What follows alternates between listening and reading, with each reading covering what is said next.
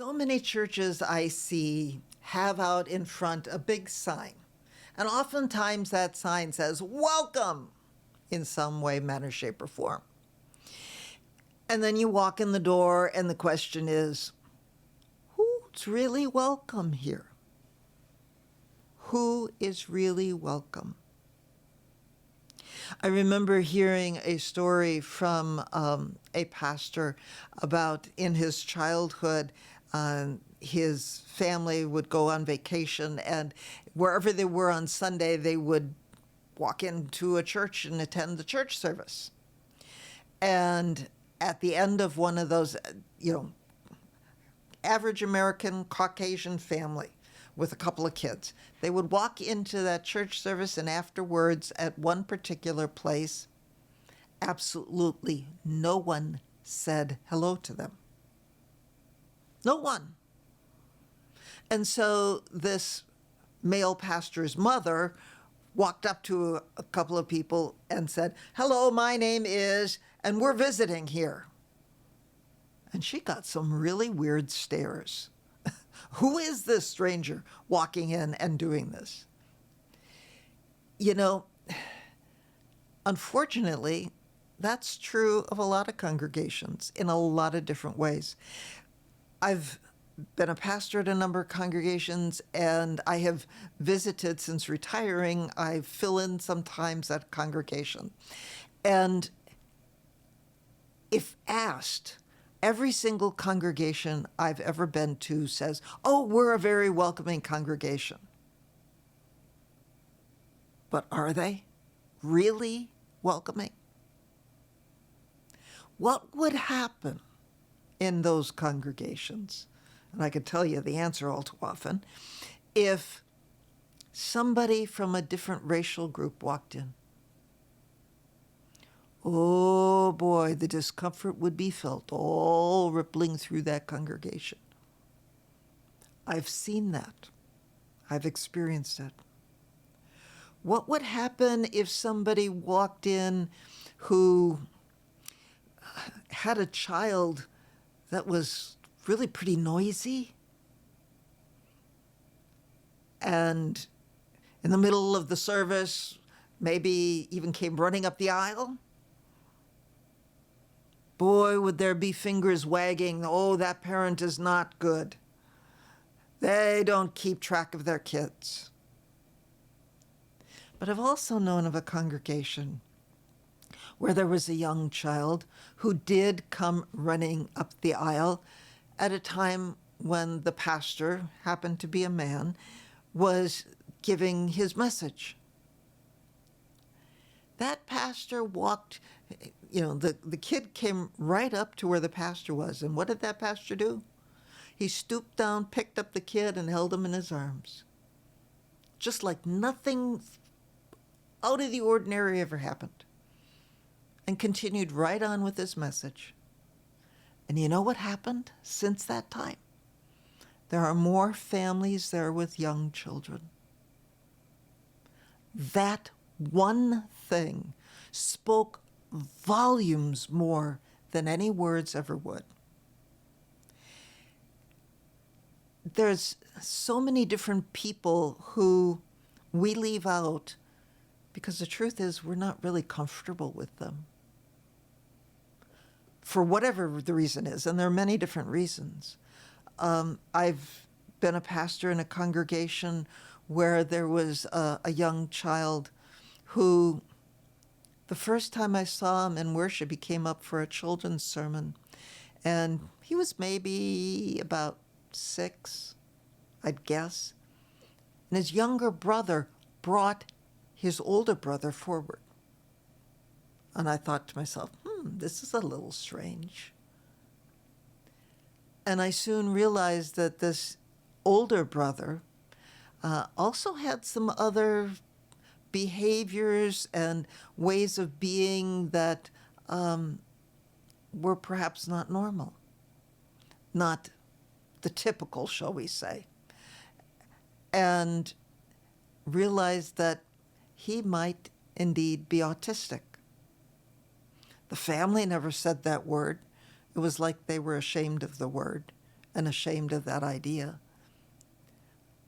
But I said the word, and I talked about autism when it was appropriate in a sermon in a very positive way.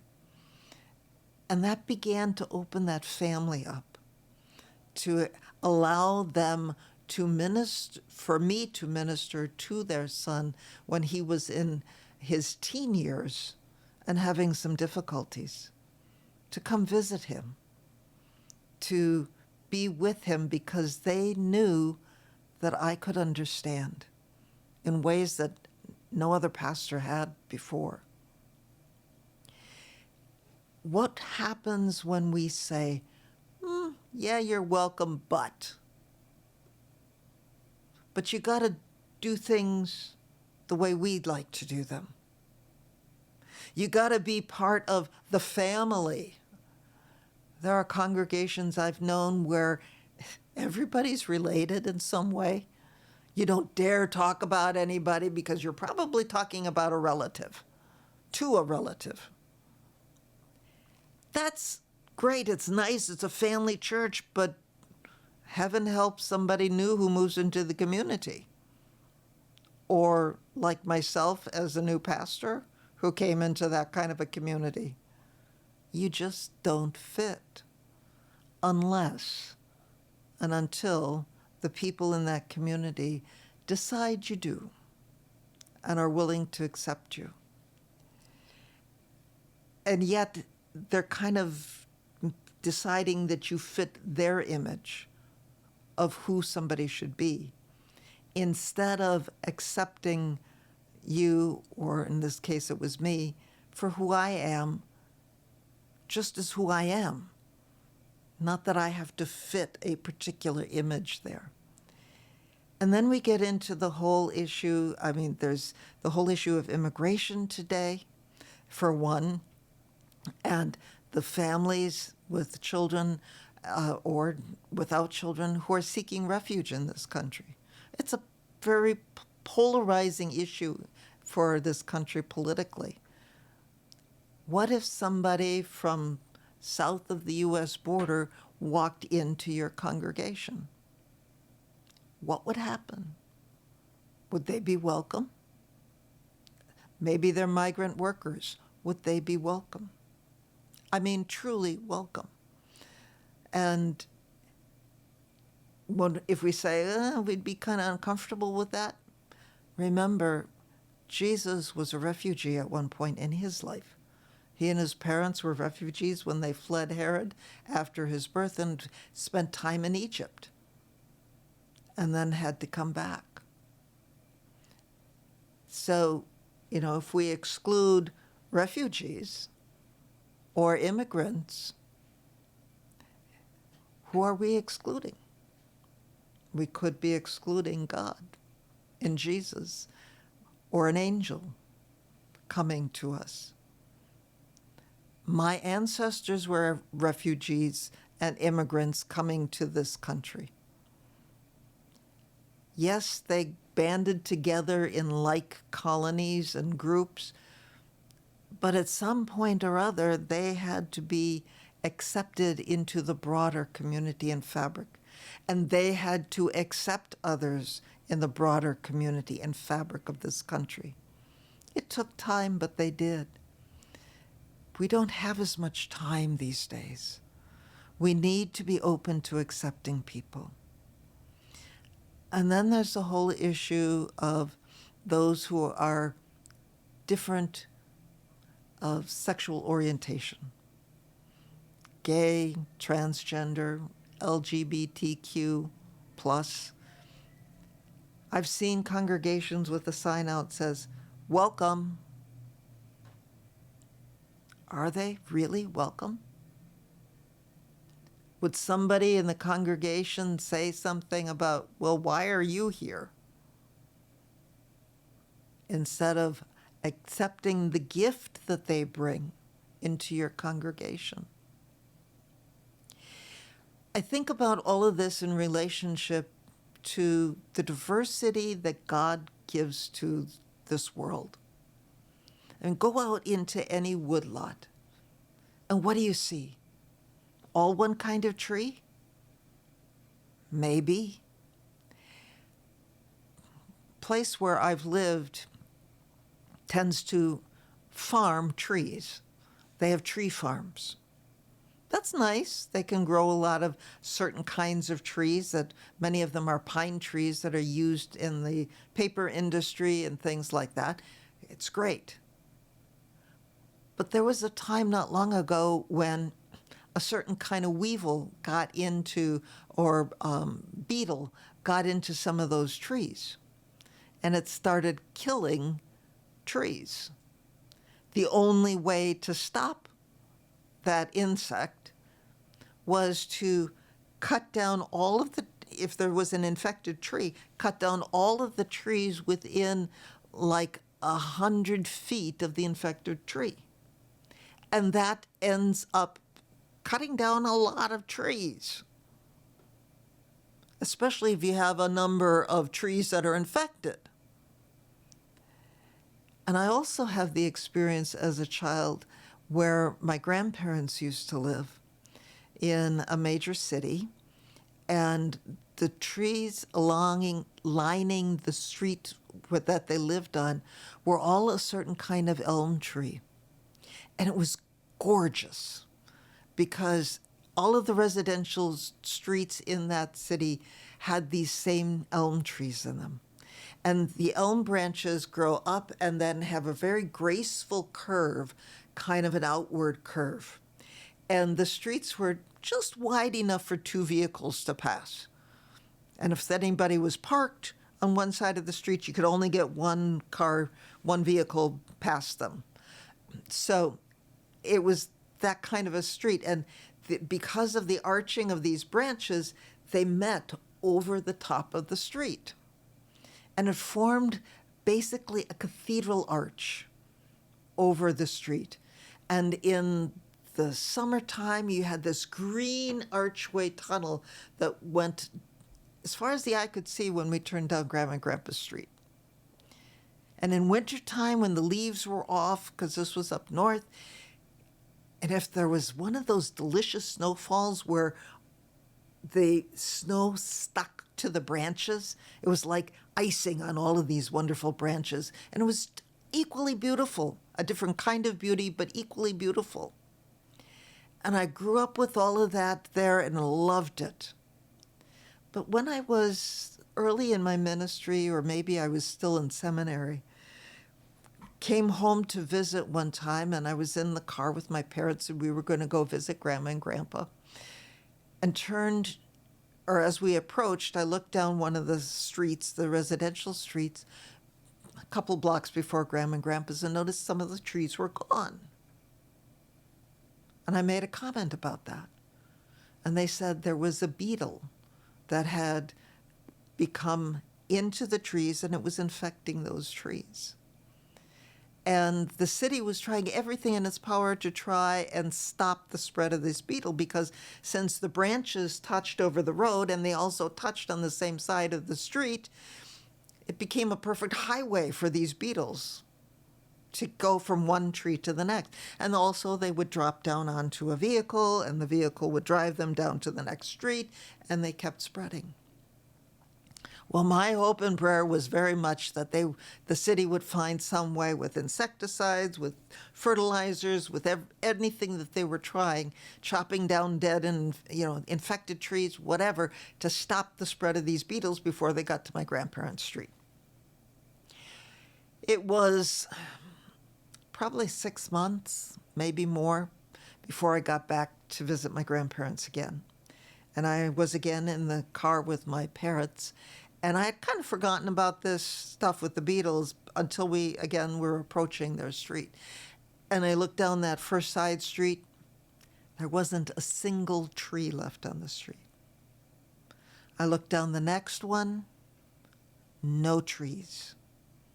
And the next one, I was afraid to look again because I was afraid of what I would see, and was just praying that hopefully there were still trees left on Grandma and Grandpa's street.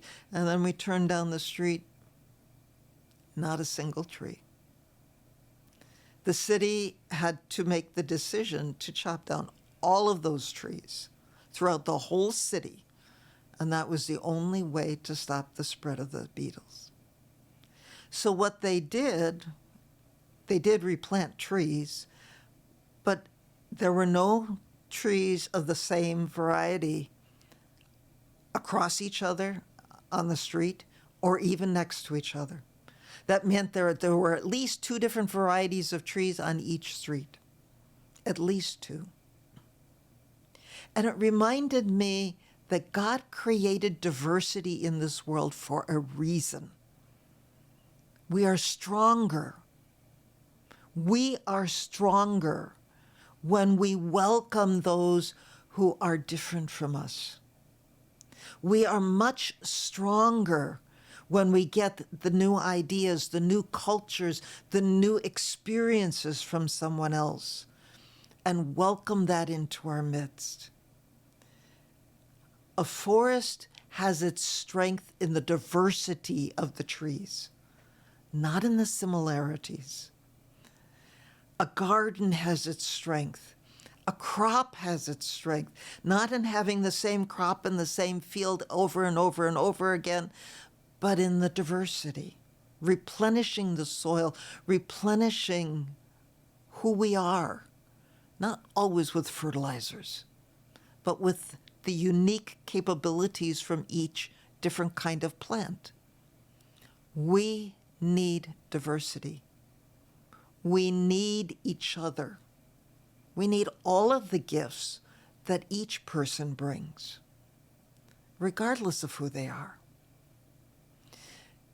There are ways that we can show more welcome, yes, but the greatest way to show more welcome is to be open to learning from somebody who's different from us. To be really open to that. To say, hey, welcome. Please tell me who you are. Where do you come from? I'd like to know. I'd like to know what that's about. It opens us to hearing the good gifts that come from another culture, to experiencing something new that can excite us and to bring a wonderful, fresh feeling into our ministry.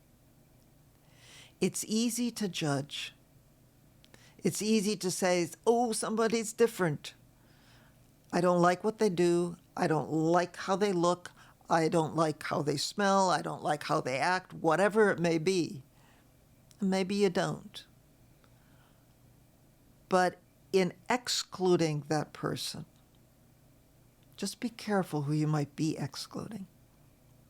Because when we think we know who God accepts, I can guarantee you, you're going to be wrong. We're not called to be God. We are called to be ministers, to be pastors, people who minister to others. We're not called to be God. And when we decide somebody's not good enough to come in to be part of the congregation we serve or to be with us, beware. Because God may decide that the person who's going to get left out might just be us. I don't want to be on the outside with that. I don't want you to be either. And most of all, I want you to know the gifts that other people bring. I've experienced that from other people. It's delicious. Share the gifts. Welcome the gifts from others. You may be surprised. The person who seems least likely may bring the best gift of all. So, who are you welcoming? Welcome everyone. Let God decide if anyone's going to be left out, let God decide that. That's not for you and me. As a Christian, we say Jesus died for us all. If we leave one out and say Jesus did not die for that person because we don't like how he or she behaves, why should Jesus accept us too? You know? We're no less sinners, if we consider that, than anybody else. So welcome everyone. That's what Jesus did. That's what we're called to do too. Come back next week for another show.